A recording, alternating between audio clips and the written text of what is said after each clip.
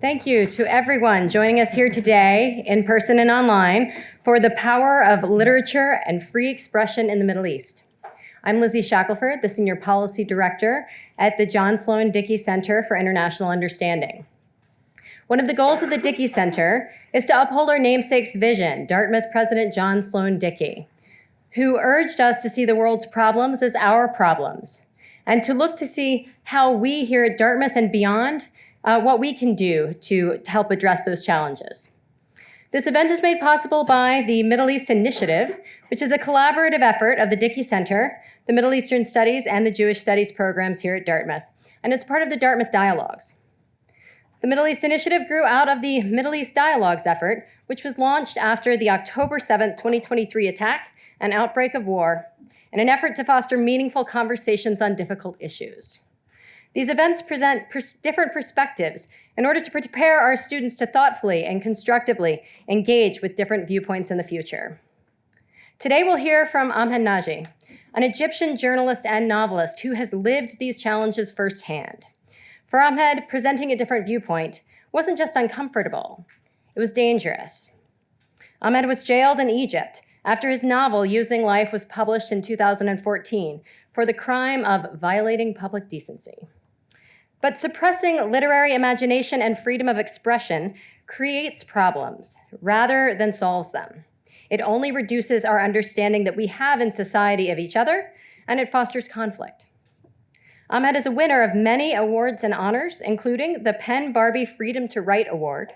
The English translation of his book, Rotten Evidence, done by Catherine Halls, won the prestigious Saif Gobash Banipal Prize for 2024. He will be in conversation today with Professor Tarek El-Ariss, Chair of the Middle Eastern Studies Center here at Dartmouth. We will have a moderated discussion for about a half hour or so before turning to questions from the audience. And once we do that, do we have a microphone to share for that? All right. We have microphones that will be holding on either side, so please line up for that. Thank you so much all for joining us for this timely conversation. I'll hand it over to you.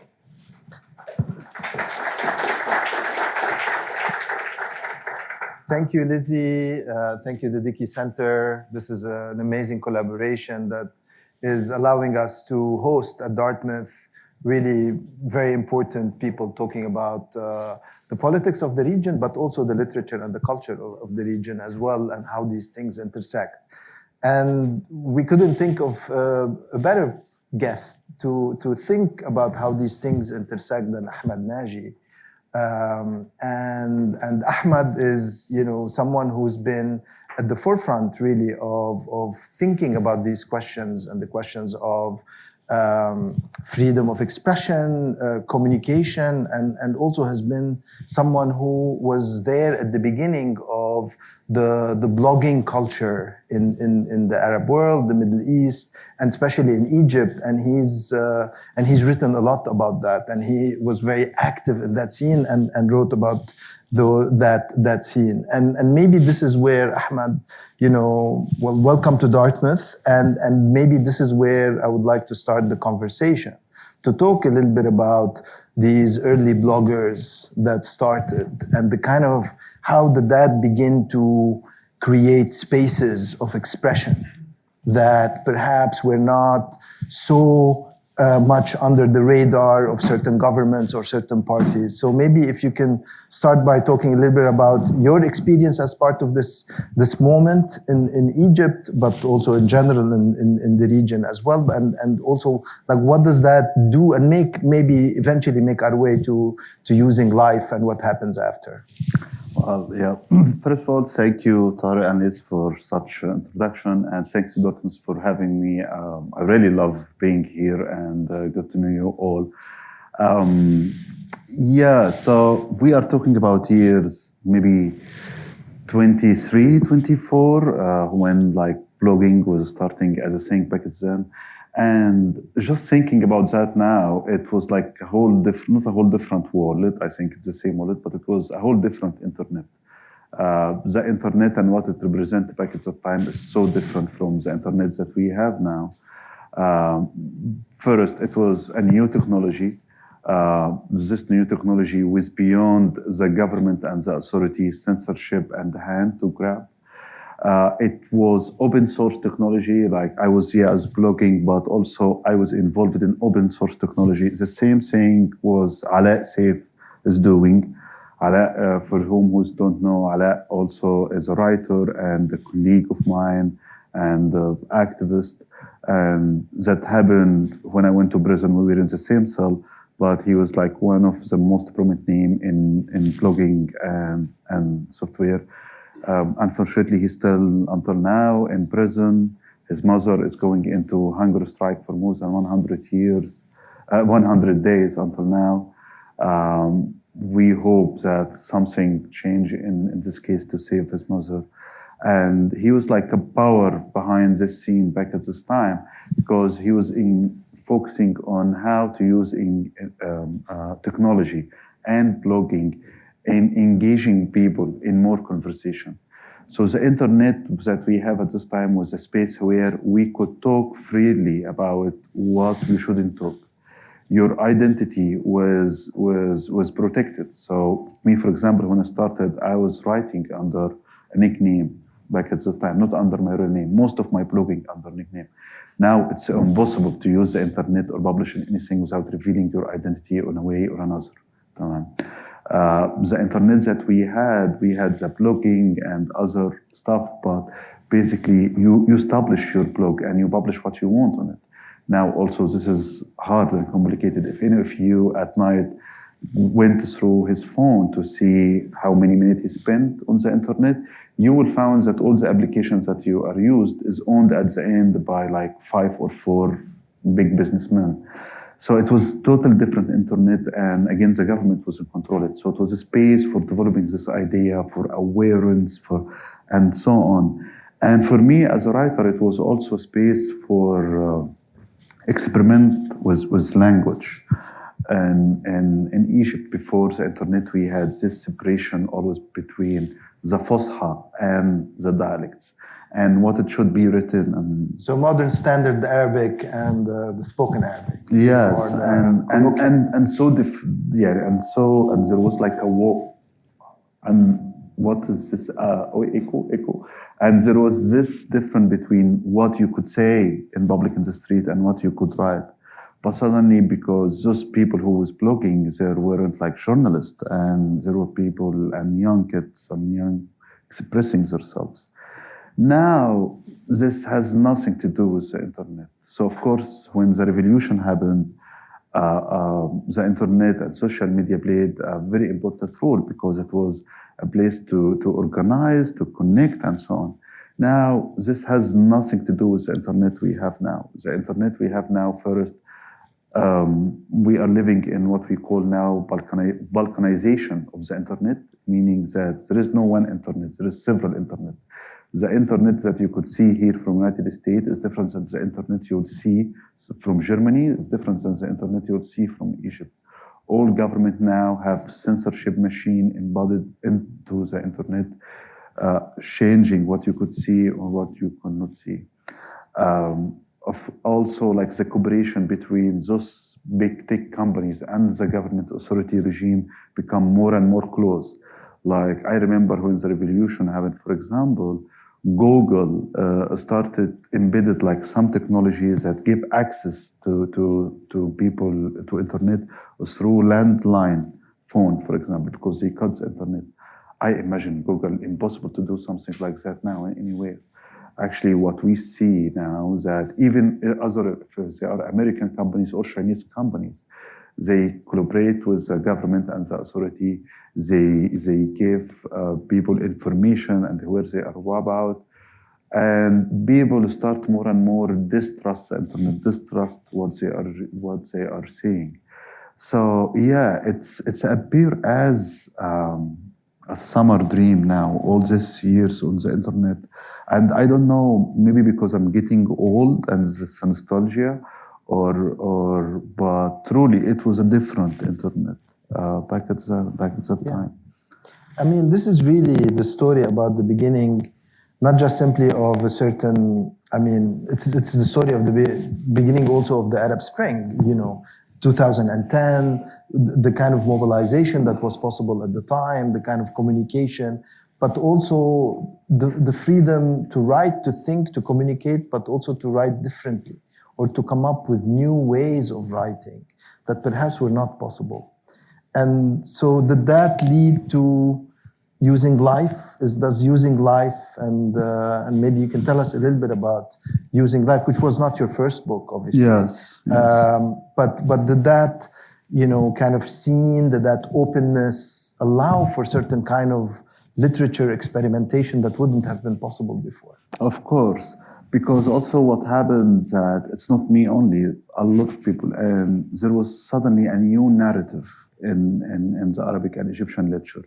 And this narrative is different, whether in its topic, like for example, because of the blogs, it was the first time we start to read Egyptian LGBT people like speaking about their diary and their day-to-day life or their struggle, without any shaming and without imposed language. It was a language that they create.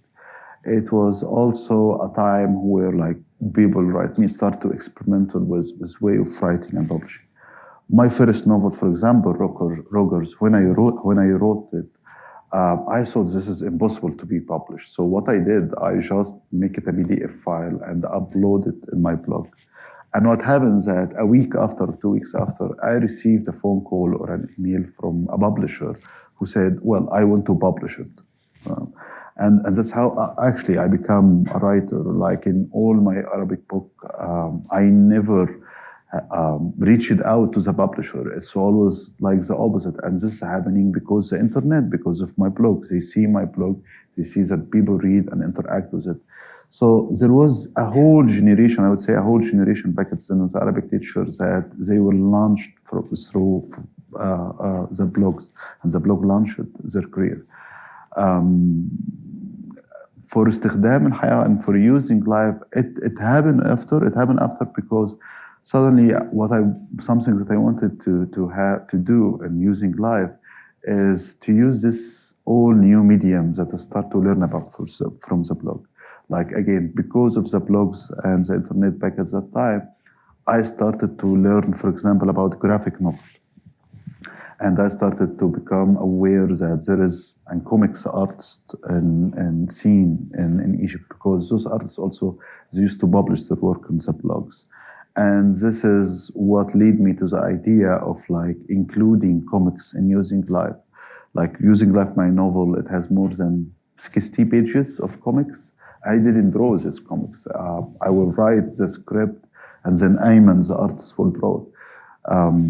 So I found myself through blogs not only a place to express myself, but also to learn about different sides of Egypt and the place that I am living, and to learn about other writer and artists' work, and to create space of collaboration with them.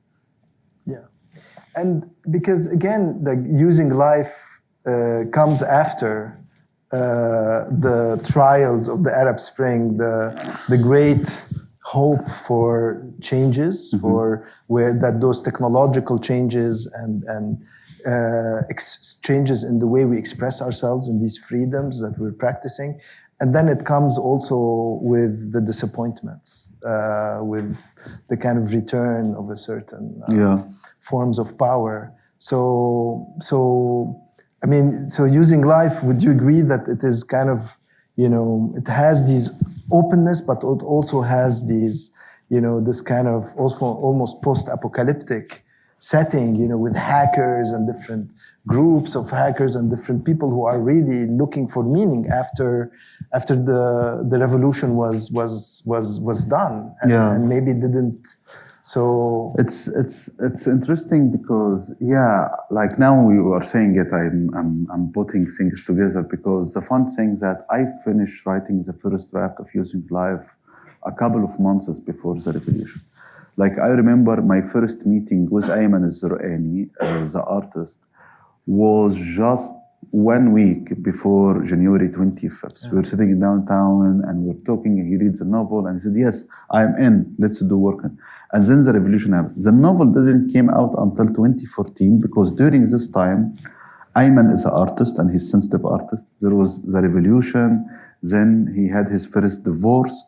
So he got depression.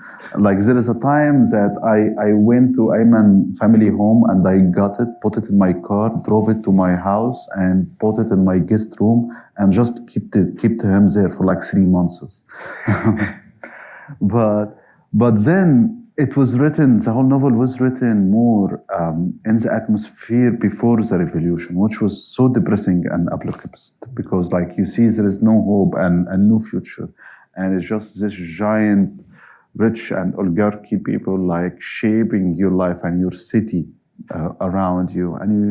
And the way they are doing everything is just to control you and to control your movement in the city.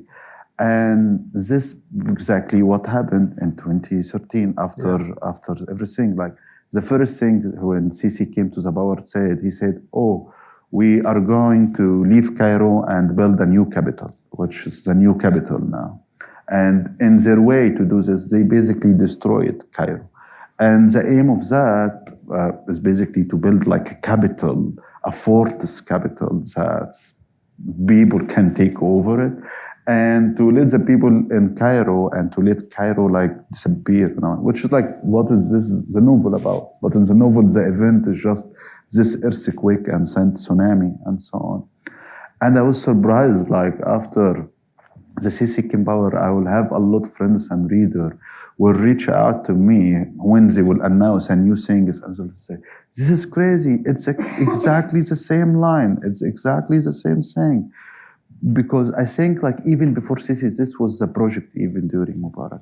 And this is part of the project of the new liberalism back then. To turn the cities that we are living in, a space we're living in, into like cubicle where you are just individual, and to cut and treat any opportunity for people to get together, organize, or have an anatomy or authority over their city and where they live.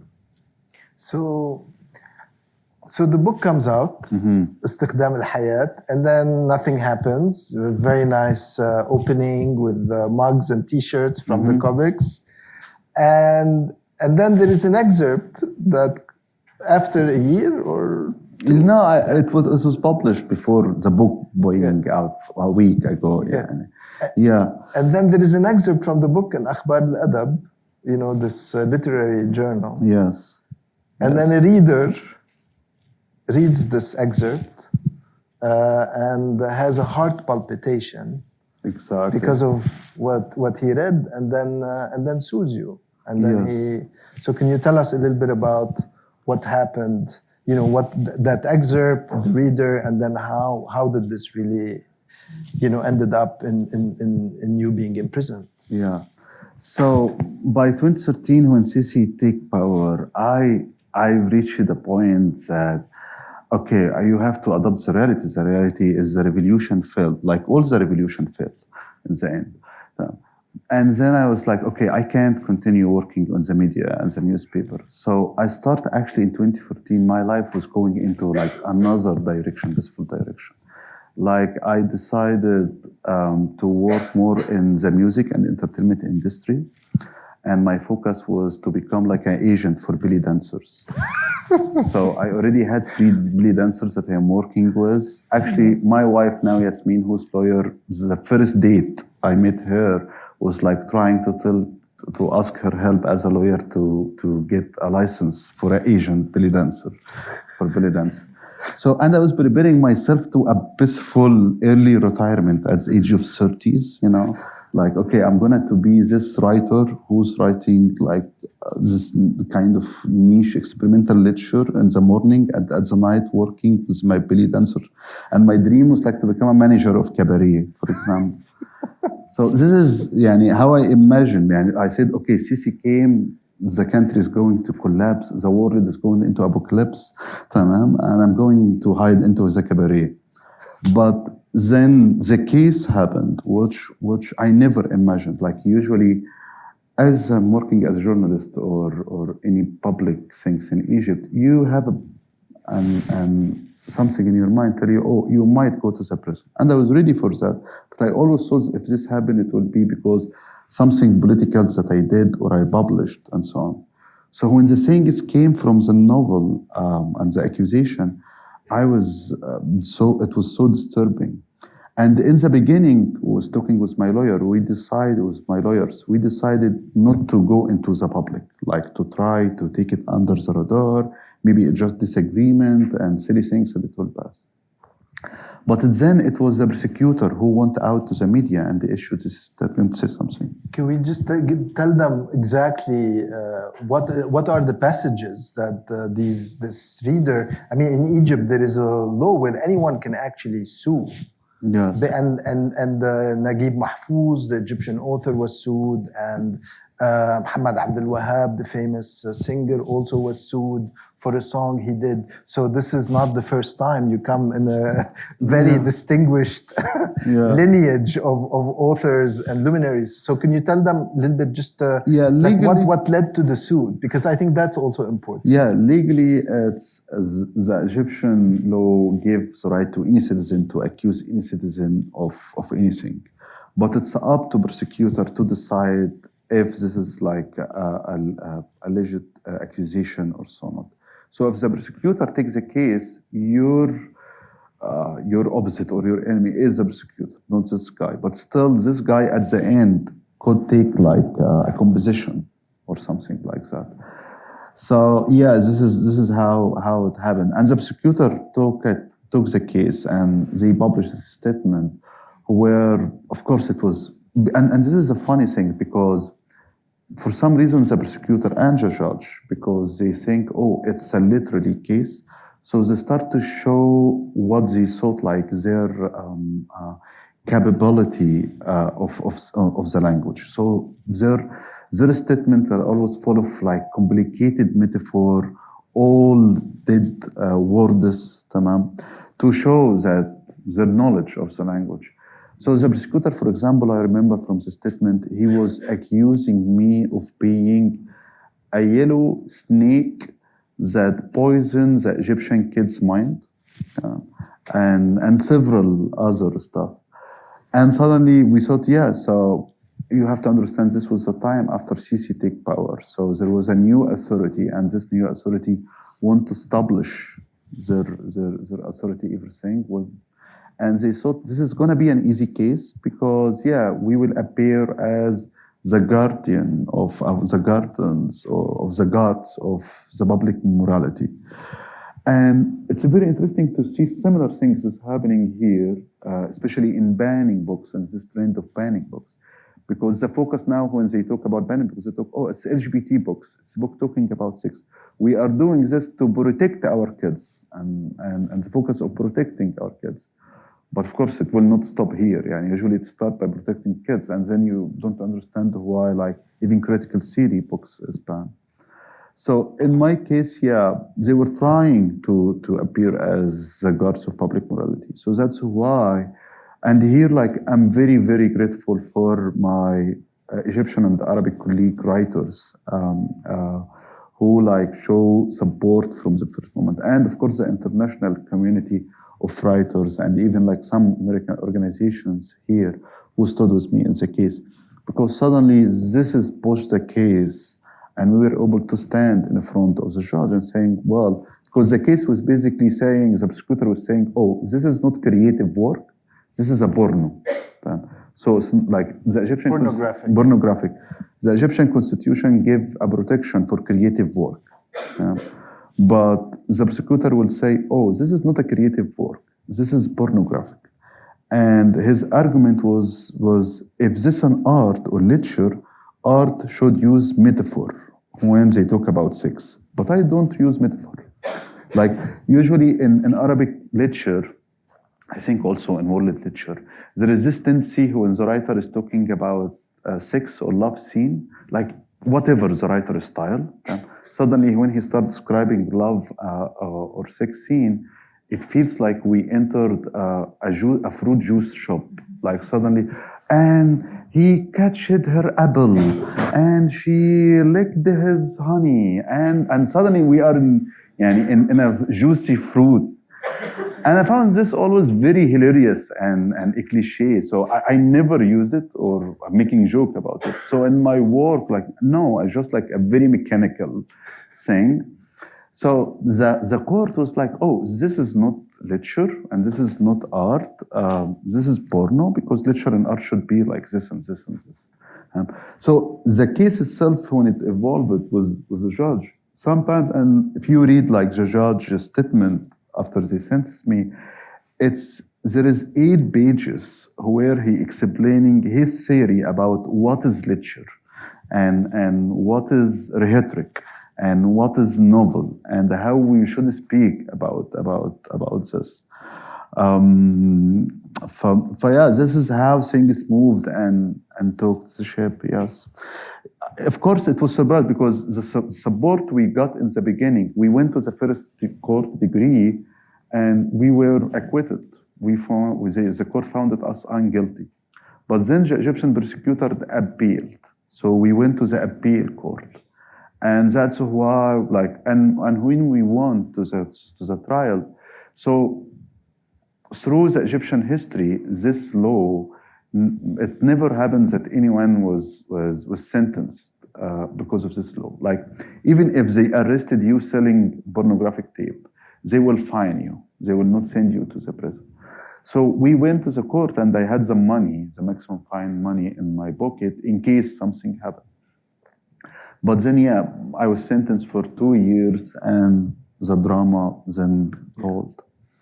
And this, very extended judgment, which is actually serves as literary analysis by the judge, who's telling an author what is literature and what is good literature is in Ahmed's book, Rotten Evidence. Yeah. He reproduces it is. It was so funny because, again, this was the main argument in the trial. So in our case as a defense, we brought experts. So we brought Dr. Gabr Asfour, who's like a big literary critic and used to be Ministry of Culture. We brought Muhammad Salmawi. He was the head of the Arabic Writer Union, and Sunnah Ibrahim, the novelist and the writer. And basically, they just came to stand in front of the judge and tell him, oh, this is a literature. This is literature, and this is novel, and this is literature. And in his statement, the judge will accuse those 3, telling them what they have مراهقة متأخرة, late teenager, late teenage. Yeah. So he dismissed even the experts. So it's like the people who have PhD in literature, they dismissed his opinion, calling, oh, this is just like all the horny guys. So, this is really something, as you said, we are living also today. This is not something that is just something you experienced, unfortunately.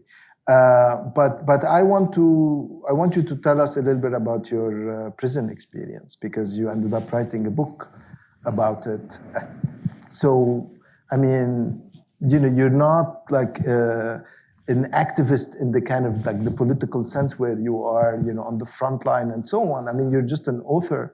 You never thought you would go to jail. You took the money just in case. You said, okay, I'm just gonna. Mm-hmm. So tell us a little bit about your prison experience, and what did this experience, how did it transform you? Yeah. So the first thing, I was so disappointed because I felt that the whole Egyptian and Arabic literature about prison cheated on me because nothing they told me about existed. Because when you read like all the story about like the experience of being in Egyptian, you feel like, oh, they send a group of political people to the prison and they spend it as a time, to read and educate themselves. I wasn't that case. It wasn't political. So in the legal issue, I was under the category of prostitution. Okay. But because there was like so much focus on my case, so they sent me to a VIP prison and VIP cell. So we were like 60 people in a space like this, for example, living in 2 double bunkers. And it was a VIP because basically the trend was you can't be in our cell until you accused of stealing more than $5 million. So most of the prisoners were like very corrupted businessmen, judges. I had 4 judges in my cell, army officer, police officer. So it was the worst group to spend the time with.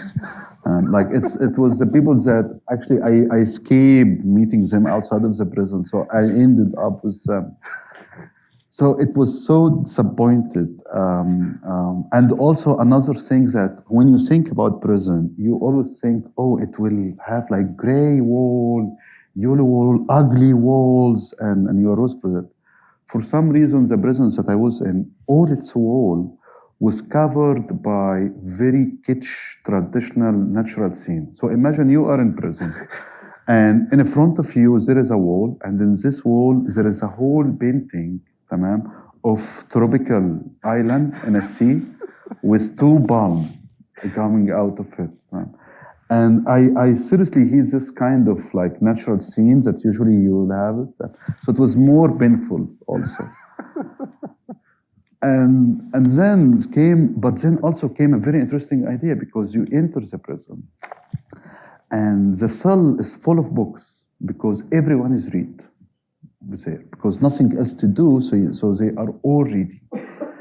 And suddenly, for the first time, I met what we call like the normal reader, the regular reader. I never met them in my life. So finally, I met them. It's just people who want to spend time, so they open book. And the conversation with them about book and lectures was so enlightenment with me, because it's another perspective. Because we are talking with people who, for example, will be reading Dostoevsky, but they don't know who's Dostoevsky. They never opened the book of novel before. And I remember, for example, one of them was like, he was holding a novel by Dostoevsky. I think it was Beit Shayateen or something like that. Very short novel by Dostoevsky. And he came and was like, could you like get us some of this guy novel? He's so funny. He's hilarious. I was like, what are you? Yeah. And I was like, what are you talking about? Yeah, he's so funny. I read like 3 of his novels and we all love it here. It's so funny and full of jokes. And then I started to speak with him. How do you think it's funny? And he was like, well, most of his novels, there is always a clown. If you remember, most of the novels, there is always like the idiot or the clown character. Most of his novel is built on misunderstanding, like the Crime and Punishment. The kid killed it and didn't kill it. And suddenly you discover, yes, because when we read Dostoevsky, we, as an intellectual, we come like with all this idea about the psychoanalysis. But for them, it was just, it's enjoyable. It's just jokes. It's full of jokes. And every chapter, he has a jokes. And I discovered that these jokes that he mean, it was the parts when I read Dostoevsky, I'm like, what is this? Doesn't make any sense. Like, this is boring. But it's just like when he will have the 2 characters speak stupidly in front of each other. So start to discover discussion with them about literature and what they like and what they don't like. You discovered a new level of looking and reading the text. I remember also, and that's why like my book is not about the prison, but it's about this experience. It's about like reading and then after that writing in the prison. Because it fascinated me how people interact with reading, and some of these people never opened book before entering the prison. And then came the accident that seriously affected me and changed my life. It's basically, so you have to understand, I was just telling you, my plan was to become an agent for belly dancers before going there. So writing for me was something, I love writing because I love literature, but I will continue writing. I was dealing with it as a side hustle, as something that I do, hobbies that I do daily, not like a career path or a life path. But then one day, we had this guy, and I'm sorry for the people who attend our meeting because I'm repeating the same story. It came this guy we had in our cell, who is, first of all, he was accused of stealing $400 million. He was saying that, no, they are only $200 million. and because you send me in the prison, I will not give any money back. He was so corrupt that he made all this hustle doing a company under his father's name. And his father was this old guy, 81 years, who was the principal of Madrasa Saadiyya Al-Askariya Al-Sanawiyya, which like the biggest high school in Egypt. So very respectful education man, yeah. And like he was beautiful, like me and this guy, for example, we established like a small school in the prison to educate the prisoner who can't read and write. But anyway, like one day this guy, his father, was having a heart attack and everyone rushed to help. And he was just standing, continue smoking his cigarette because he didn't want to throw his cigarette. So we are talking about a guy, like in my book, I call him, nickname, a rhinoceros. So we are talking about like very tough, cold guy. One day I woke up at 1 a.m., 2 a.m., yeah, and then I go to the toilet, and then I found him crying, heavily crying, sipping, like a child. And I was shocked, like I was like, something happened, why are you crying, what's happening here? And he was like, are you okay, is your kids okay? And he was like, yeah, everything is okay. Just, have you read this novel called In My Heart, a Hebrew Girl? And it's an Arabic novel, and it's a part of this trend that become very popular. We could call it Islamic romance. It's basically novels for teenagers, romance novel, but like follow Islamic values and so on. And it's a hilarious novel because it's basically a love story between a Lebanese Shia guy and an Israeli girl who converted into Islam secretly, like all the Islamic fantasies in one novel. And more of that, like it's written awfully in my perspective. But for him, he was like, I just, it's amazing. Like I left the book in my bed and I am here because I just looked to the cover of the book. Then I remember passages and I start to cry. So he was basically crying because he was reading the novel. Of course, the next couple of days, he's just like walking around me, trying to force me to read the novel, and I couldn't.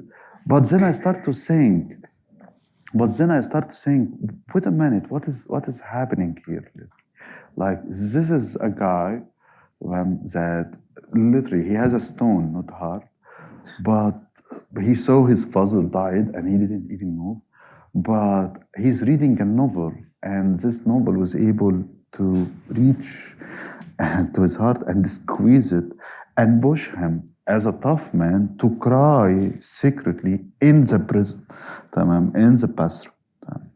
And then I start to question everything I know. I question everything about like the power of fiction, the power of word, the power of literature and reading and writing, and how much it could affect or not affect. Because for me, this was miracle. Like saying this is small event, this was miracle. Like I couldn't understand it. And usually when we talk about the power of words or the power of literature, we talk about, making people go to street and blah, blah, blah, and do this and do this. Which like I understand, but also the power, what about the power of fiction and literature? Suddenly I was seeing an exhibition of what it could do. And this was like in the moment, this was happening in the moment, I was in prison because I wrote this in the novel. And people will come and ask to me, if you know that this novel will send you to the prison, will you write it? And I didn't have an answer for this question back then. And suddenly I was like, you know what, I'm here because I am a writer. And there is secret here. There is secret behind the fiction. There is power hidden. And that's when I make the decision, like to spend the rest of my life in this path, and unfortunately, to leave my old dream to become an agent for belly dancers.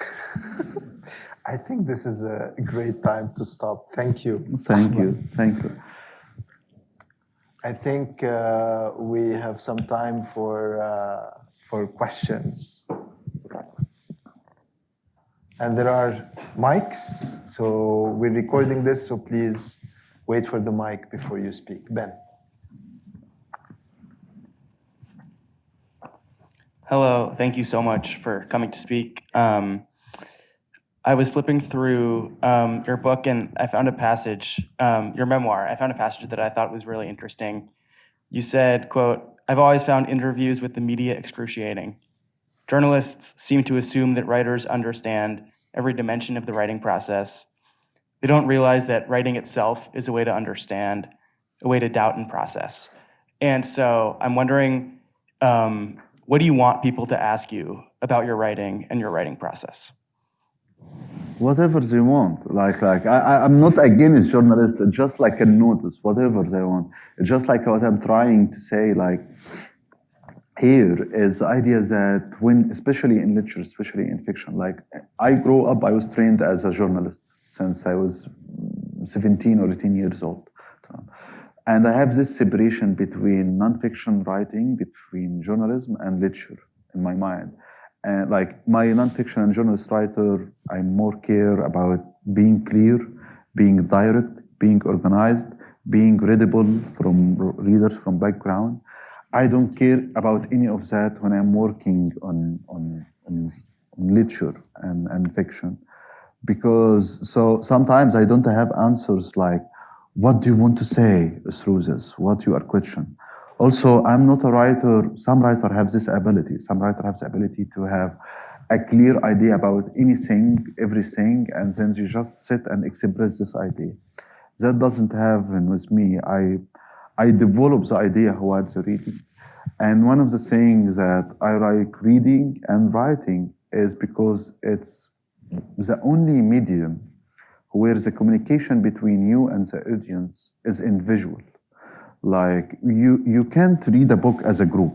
You sit alone and read the book or listening to it audio, and there is intimacy grows between you and the writer. And for me as a writer also, I feel this connection when I'm writing. I'm just like questioning the ideas and developing it, editing after editing and after editing. So yeah, that's what I mean by this passage. Not like, don't ask me about this or don't. No, ask me about anything. Yeah, this is the conversation should go on forever.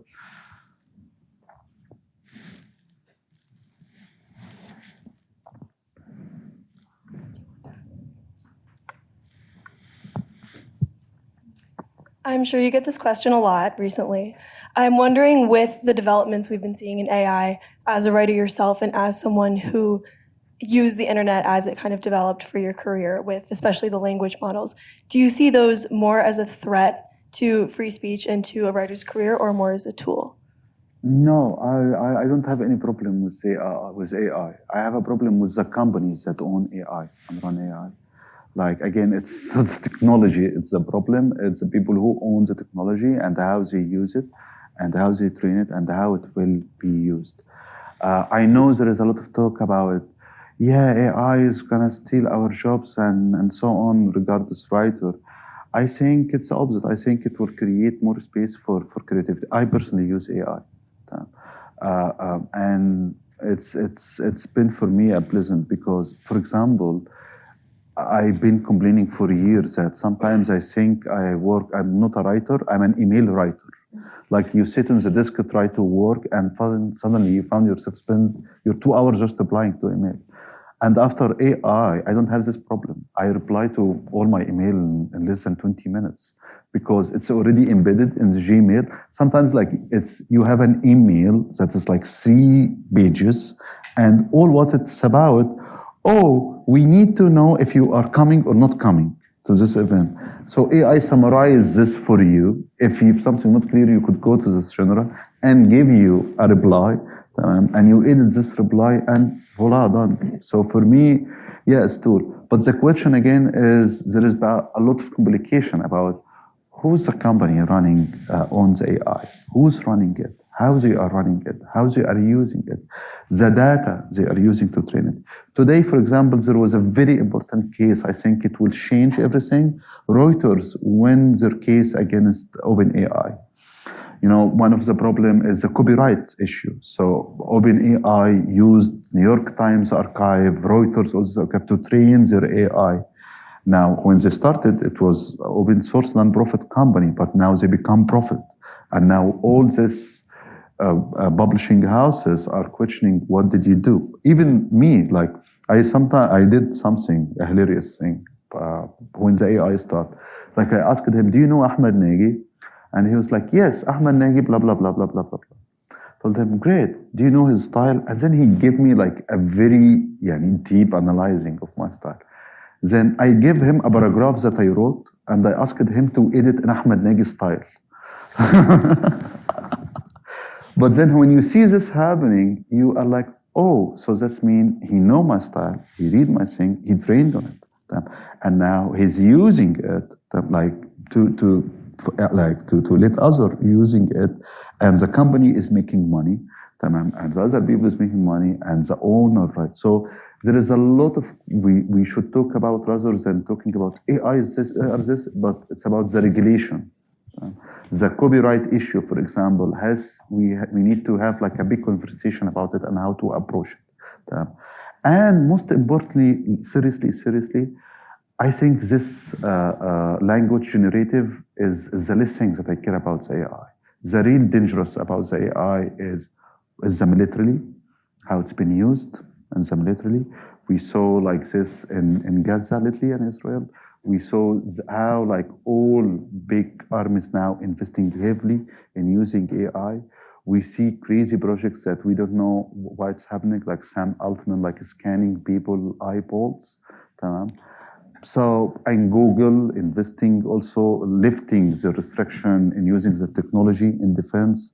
So this is really what frightened me. And also coming back, like we are returning to the nuclear age. Like because of the AI, we found like Microsoft is going out and said, oh, we need to build like 20 or 10 nuclear power to fund the AI. So yeah, I think we should push the conversation towards them, the people who run the AI, and the regulation that controls the AI. Not the AI itself, if it's bad, or it's technology in the end. It depends how you will use it. Thank you.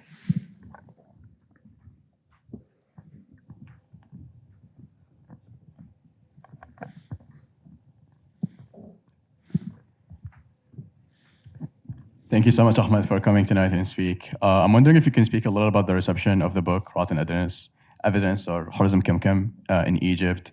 Has a copy ever reached your cellmates or Ala, if you have any idea? I don't know if it reached Ala. I'm not sure about that, because also when the book came out, he was arrested again, and when they arrested again this time, I know there was a hard restriction on books and magazine entering. He has to go into a hunger strike for more than 5 weeks asking for this right. I'm not sure they will allow it even, because I remember when I was in prison, for example, one time a friend sent me a book, and it was the exchange letter between Hannah Arendt and Heidegger. Okay, so it's a very, like the relation between Hannah Arendt and Heidegger. She was his student, and then there was kind of affair between both of them, and there is a philosophy, and there is a Nazi. So it was like 300-page book, but it happens that the cover of the book, for some reason, was a photo for a Nazi construction camp. Okay, so the police officer, any books that entering me in the prison, he has to look at it. So he holds the book, and he was like, "What is this book about? Is it about escaping out of prison?" And because it has a picture of prison, I was like, "No, it's just a love story." I was like, when he looked at the book, it's a 300-page. What love story in 300-page? I was like, yeah, it's all love stories. They were just exchanging letters, before SMS and sexting. I'm not sure they will allow my book, which like in title has the word sign. The reception in Egypt, I mean, I would say it was positive. I would say like I received a lot of good feedback letters. But also I'm not in Egypt. It's been 7 years now since I was in Egypt, so I don't know much about it.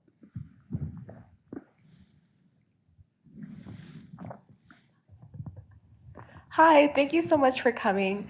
I thought it was really interesting how you mentioned the judge ruled your piece of literary work as being non-creative and like not being a piece of literary work.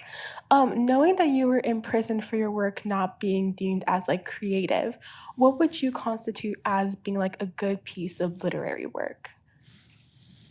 I will not do this because I'm not judge, and it's something that I hated. I mean, I will never read saying sensei, this is not literature or not literature. But I also, when I read things, I separate between my personal taste and appreciation of the work. Like, for example, with no offense, for example, I dismiss British literature in 19th century. I think it's reactionary, it's backward.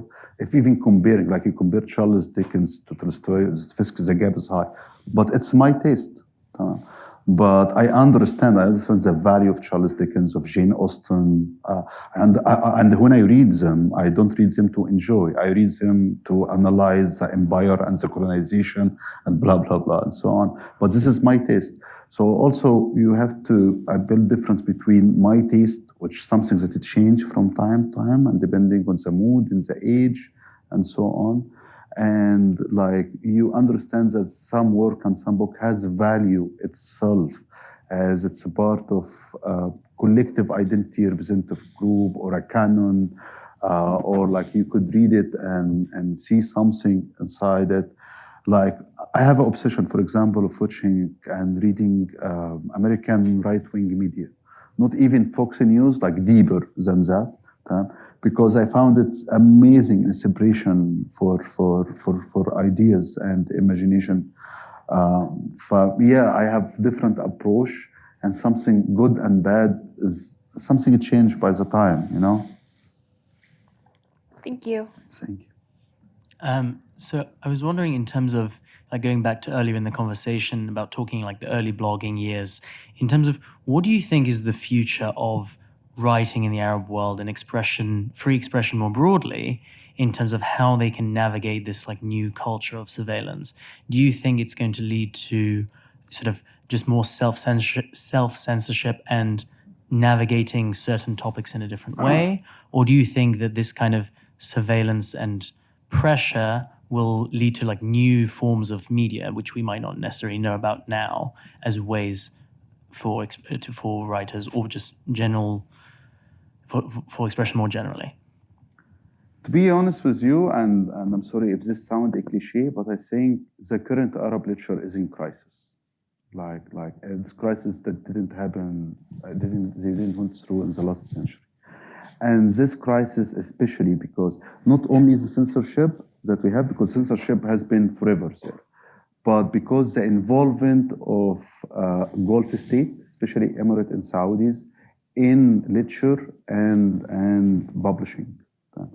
So, for example, we have the money now that being pumped into the industry of publishing in Arab world, and literature is always coming from Gulf states.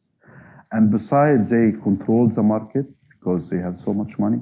They also have now all these Arabic prizes that they give. Like you have Qatar have their Nobel prizes. Emirate have their Nobel prize. Each Emirate in Emirate in like Abu Dhabi has its prizes. Sharqa has its prize. Dubai has its prize. And all these prizes and the award and the grant are dedicated to historical novel. Not even historical novel that reproduce the narrative of this regime and those states. So something, for example, very shocking if you look at like, and I was examining like the new books and novels that came out, and most of it is a historical novels. And it's feel like we are back in Georges Zidane, you know, like in 19th century, when the modern Arabic novel started to be published, it was mainly historical. And it feels like we are in the same area. And it's like, I don't understand why those writers are writing this. Like there is no other excuse other than getting the award. And some writers will say that, like you have writers in Egypt who will just keep publishing the same horrible history novels after novel. About that anything, you just choose like an event from the history book, go read 3 books about it, and then write it again in the novel. Pew, and you get like the Booker Prize and so on. And this create like a very reactionary and backward environment for the literature, and boring writing, seriously. Now, I understand that in the Gulf states itself is going through this phase. I mean, If we are talking about Emirates, this is a country that just been founded in 70s. So of course, maybe they are going through this stage of like creating their national identity. So the writer is doing their job as creator of the national identity by writing the history, writing the collective narrative of the country. And the same is happening in Saudi Arabia. But my God, like the rest of the Arab world have been there like a century ago. But now, because of their influence, because of their money, so they are dragging everything backward. So you have the censorship, and again, censorship has been there forever. And Egyptian and Arabic writer and artist has a way to manage themselves. But the new thing is that they didn't have their way to manage is how to fight against money, how to fight against this huge investment, especially after the Saudis in the last decade under MBS. They start to invest heavily in art and literature. And you see how is that, like they don't call it art in Saudi Arabia, they call it entertainment, like anything related to music, cinema, contemporary art scenes, anything. They are no using the word art. They are calling entertainment, إدارة هيئة الترفيه, entertainment. Of course, this has a huge effect on the literature. You have also a situation where most of the Arabic and Egyptian writers are in exile. Not even me, but some bestseller. Like Dr. Ala al-Aswani is in New York. You have here Izzeddin Shukri في شير. Those were the writers. When they publish a novel, you will find it in all bookstores. Those were the most best-selling writers. And all of them, they left Egypt. Like all the bestseller writers who were in Egypt 10 years ago, they all left except Ahmed Murad. Like the writer who didn't left, they just become working with Sisi, like Ahmed Murad and Yusuf Zidan. So of course, and those writers who now left and live outside, it's a very weird situation. Like it's either you continue writing about a country that you don't have any connection with, like because you have been out for more than 10 years, which I didn't want to do. That's why I decided to start writing in English. And I decided to write about my life and my things now in Las Vegas. That's why I started to move in English, because for me, like continue writing in Arabic, to write about what? To write about Egypt, I have no things related to Egypt. To write about America, for me it's very complicated to write about America and Latin America in Arabic, because I feel with every simple thing in English, I need to explain 10 pages about it in Arabic. Like my understand, for example, for the history of black people and slavery and segregation is after coming and living here becomes so different. And I see now how even like America worldwide played the narrative of like hiding all the African American heritage and their struggles through all this time. Like I arrived here, for example, and I discovered that I never read an African American writers, because all the American writers that were published and translated into Arabic, they were translated by the American embassy. None of them African American. Not only that, when you search, for example, when you search for work like by James Baldwin, all James Baldwin translating Arabic right is owned by Dubai, is owned by Emirat. And they have been owning it for more than 15 years now. They keep renewing it, they're paying the money, but they didn't translate or publish anything. They only translate one novel, and they censored it, which was Givenchy Room. So imagine you are reading Givenchy Room without knowing what is the relation between the two guys, which they're actually in love. Sometimes they are gay. But you would read the novel in Arabic and you would get the sense, oh, they are just a friend. It's a friendship problem in a way or another. That's the situation now, or how I see the situation in Arabic literature.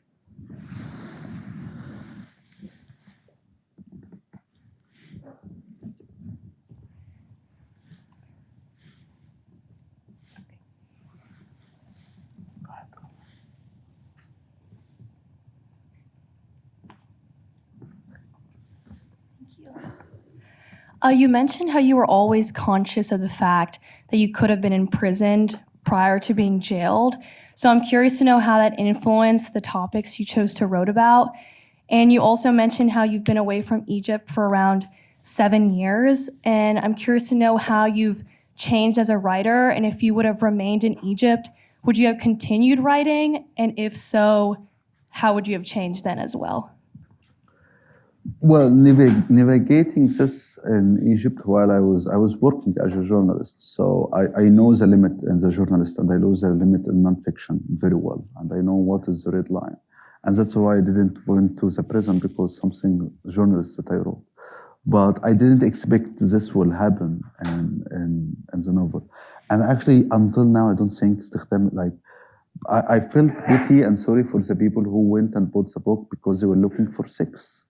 Because there is no more, until now I didn't write my novel about sex. And I know the limits. I don't come close to, for example, religious missiology. You could talk about religion as much as you want, whatever you could say. This is not a big deal. The big deal is when you start to speak about the missiology of the religion. Like Salman Rushdie, for example. Salman Rushdie wasn't talking about a new narrative of Islam. No, he was playing with the missiology. He was imagining something. And when you play with missiology, this is when the dangerous is the red line, for example. I don't come close to the army territory and the military, for example. That's basically, in sex, I would say زنا المحارم يعني family sex. زنا المحارم. Like incest? Incest, yeah. Incest, for example, will be the highlight, the red line in speaking about sex and marriage. But other than that, no. What happened if I was in Egypt? I don't know. Maybe I will change. Maybe I don't change. Maybe I'll not be in Egypt, because actually the other thing that I got was to go to Saudi Arabia and work with the MBS. Because talking about, for example, the blogs, when the blogs was happening, this was a wave not only in Egypt but in the Arab world. So suddenly we also have a connection with Saudi bloggers and with bloggers from Raqqa and so on. And it's very interesting because those people become my friends when we're 25, 26, and 27. Now, most of them are working closely with MBS. They are in the inner circle. In a way or another. So maybe I would be ending there, for example. So I don't know. I don't have a different answer about that.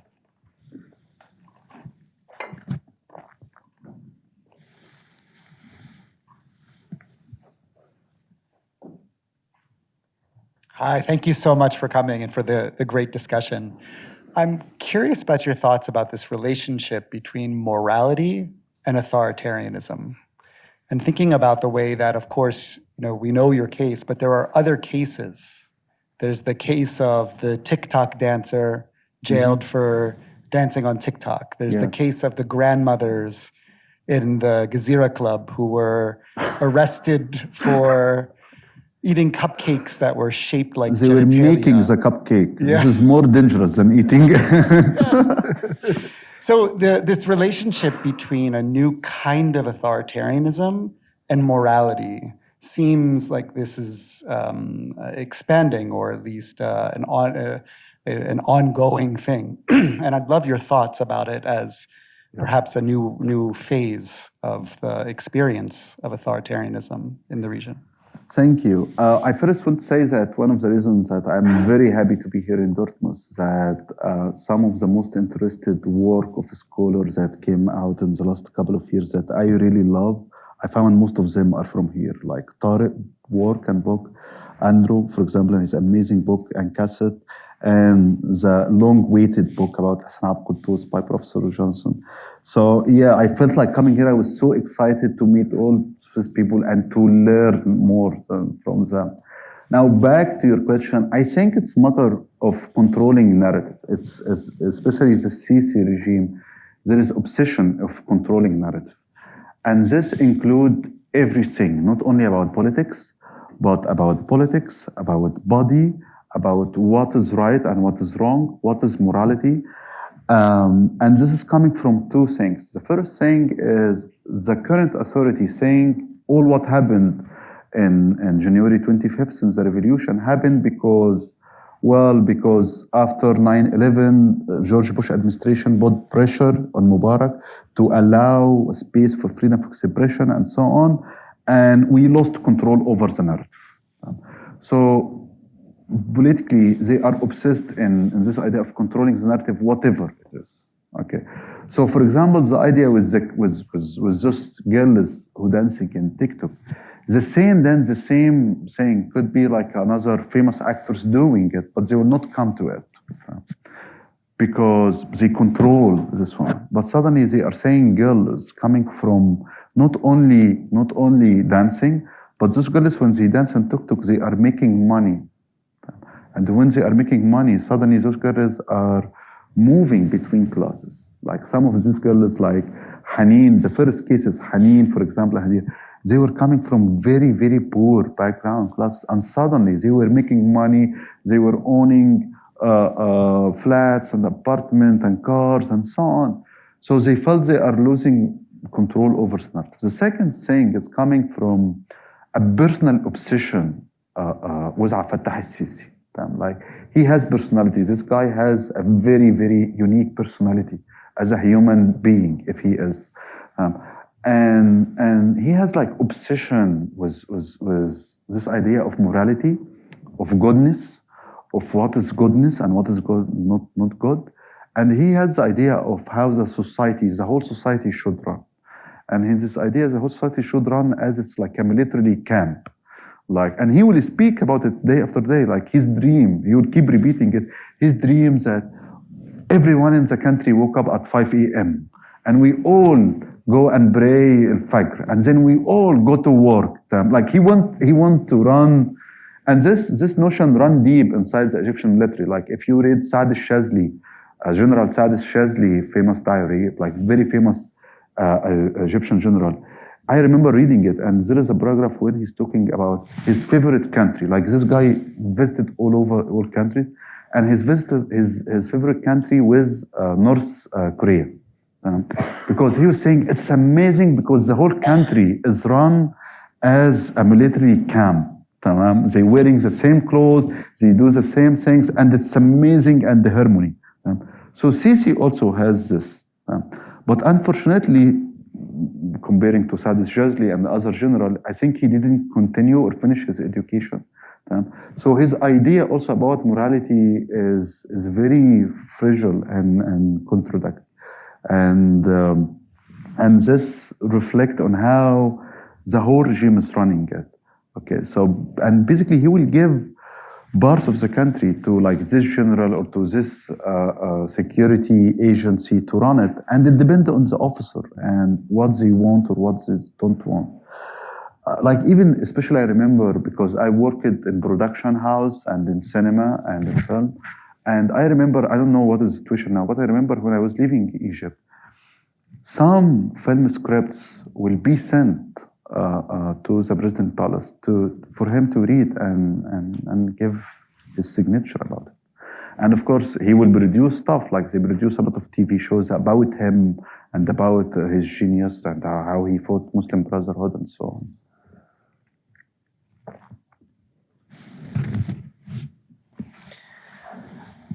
Ben has another question.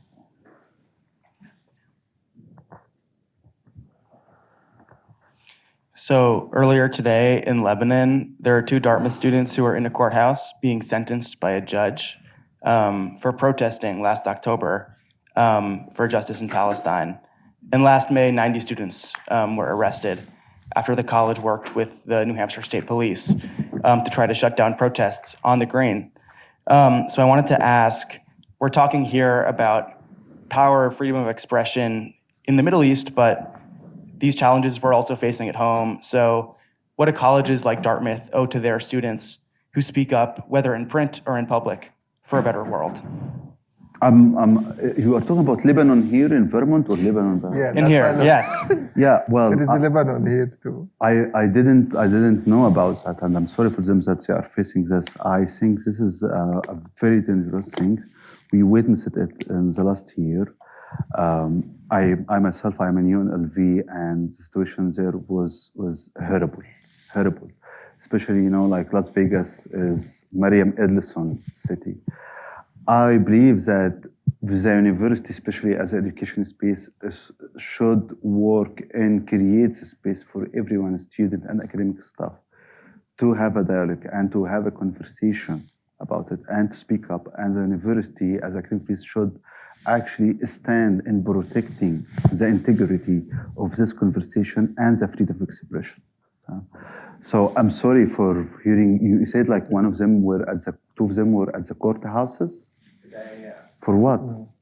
For setting up the tent.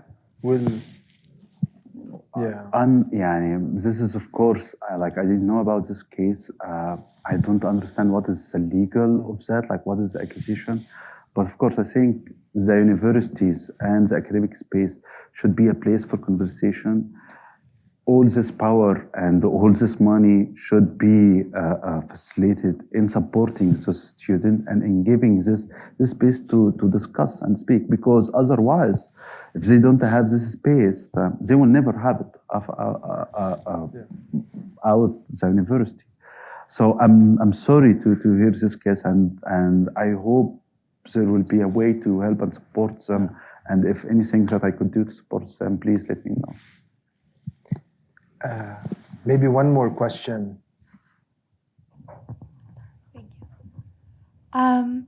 You mentioned earlier that it was sort of unprecedented that you were sent to prison instead of given a fine. Why do you think that was the case? Why do you think that you were the one that was sent to prison and not given a fine? Because I'm genius and dangerous. I'm a snake poisoning the kid's mind.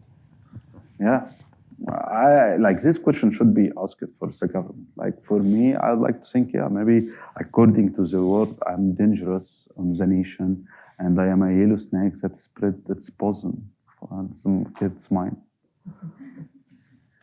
And this brings us back, maybe just to conclude, Ahmed, on the power of literature, because the power of literature could lead the rhinoceros in your book to cry in the middle of the night, but also the power of literature and of art and fiction and the humanities and of what we do also has a lot of power. That's not power, military power, but it's also power to move things. And this is what we need to continue to do and defend as the world changes, and maybe sometimes even as the world closes down.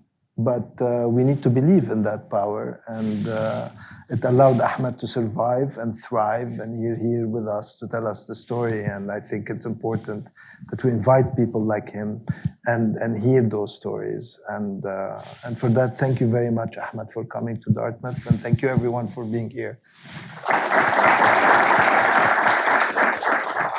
Thank you. Thank you.